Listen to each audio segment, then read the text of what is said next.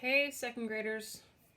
So for today's math, we are looking at our 2D shapes again, but today we're going to look at splitting up those shapes into fractions.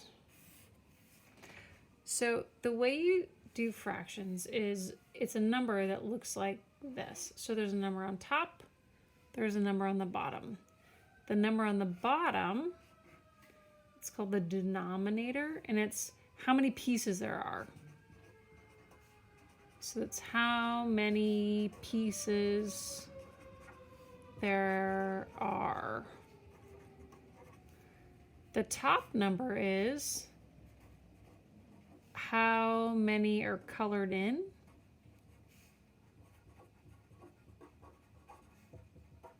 Or if it was like a pizza, it'd be like how many pieces were eaten or something like that. So check it out. Let's make a pizza. All right, let's draw together. Let's pretend like we have a pizza. Let's say we want to split it in half. Boop, boop, boop, boop, boop. There's half a pizza. Let's make a fraction out of it. So how many pieces are there altogether? This is the number on the bottom, so draw a line. How many pieces are there altogether? There's 2. How many did Mrs. Steig eat? 1. So there's 1/2 eaten by Mrs. Steig and 1/2 that's still there. Let's say we have another pizza, but this time we want to divide it into thirds. So another thing about fractions you need to know is that they have to be in equal parts. So you can't do like itty bitty slices. Let's say like there's 3 parts, 1, 2, 3. That's a fraction, but no, they have to be in equal parts. So let's try again. All right, so fraction, we have to be in equal parts. So it has to be, what do you think? How can we divide a circle into equal parts for 3 pieces? So it's got to be 3. Yeah, you got it. So we're going to divide it kind of like a peace sign. And so it's in 3 pieces. That's our bottom number, denominator. And let's say Mrs. Steig was not as hungry, so she only ate 1 piece. So I ate 1/3 of the pizza. Let's try it with squares. All right, so let's draw a square. All right, let's do a square in half. 2 pieces, right?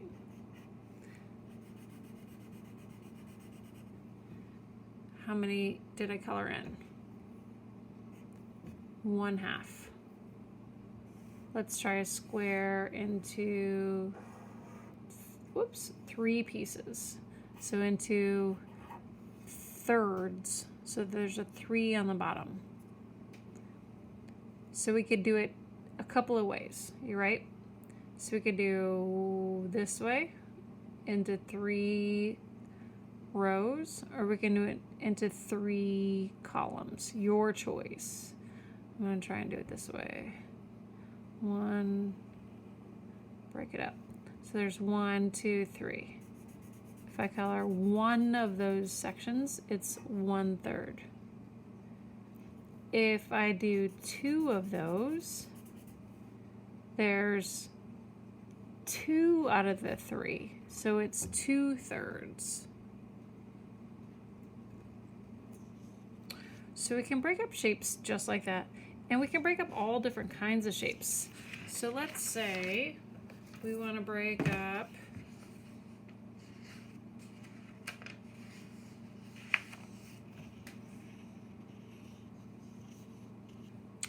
a triangle.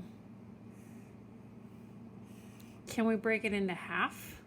So in 2 parts. Half is 2 parts. So it's another way of saying half. Can we break up into 2? Can we do it like this?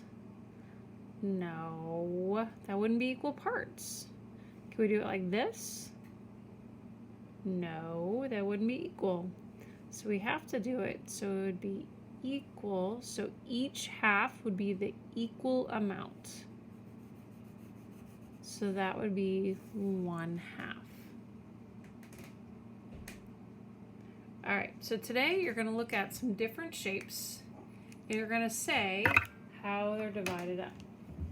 So we're going to look at these shapes. And so for example, you're going to write down A on your paper. How many shapes is it divided into? Well, this is a rectangle. How many pieces is it divided into? 1, 2, 3, 4. So it's in 4 parts. So you'll write on your paper A. So it's in 4 parts. 4 parts. How many parts are shaded in?